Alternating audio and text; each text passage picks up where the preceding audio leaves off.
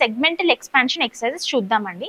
అంటే ఎప్పుడైతే మనకి లంగ్స్లో సెగ్మెంట్స్ ఉంటాయి కదా, సో ఆ సెగ్మెంట్స్ ఇన్వాల్వ్ అయినప్పుడు ఆయాసం లేదంటే కఫం ఉండడం వల్ల ఏమవుతుందంటే పేషెంట్ శ్వాస పీల్చుకోలేరు. సో ఆ ఇండివిజువల్ సెగ్మెంట్స్ని మనము టార్గెట్ చేయడం వల్ల ఆక్సిజనేషన్ ఇంప్రూవ్ అయ్యి పేషెంట్కి తన పర్ఫార్మెన్స్ అండ్ తన హెల్త్ కూడా ఇంప్రూవ్ అవుతుంది.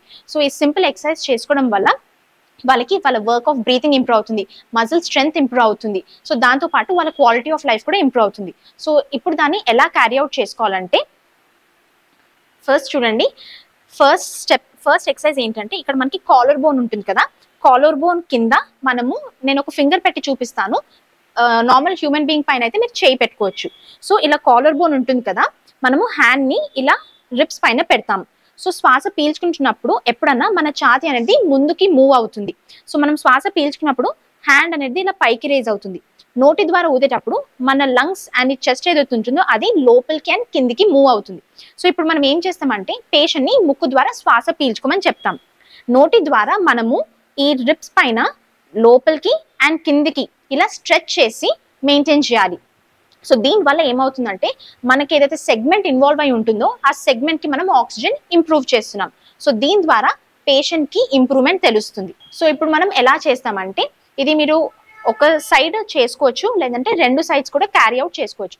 ఫస్ట్ మీరు ఏం చేస్తారంటే ఇలా హ్యాండ్ని, మీ కాలర్ బోన్ ఉంటుంది కదా, ఇలా చేయని కిందికి పెట్టండి.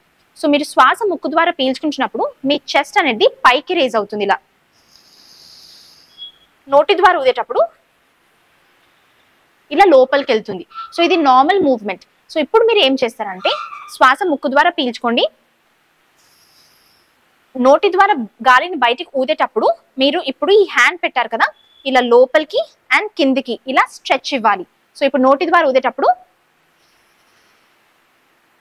నేను కింది వైపుకి ఇంకా లోపల వైపుకి స్ట్రెచ్ మెయింటైన్ చేశాను. సో ఇలా మీరు 2 సెకండ్స్ హోల్డ్ చేయొచ్చు. సో ఇలా మీరు ఒక 5 టైమ్స్ రిపీట్ చేయాలి. సో ఇప్పుడు నేను మళ్ళీ చూపిస్తాను.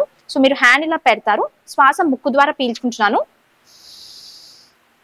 నోటి ద్వారా ఊదేటప్పుడు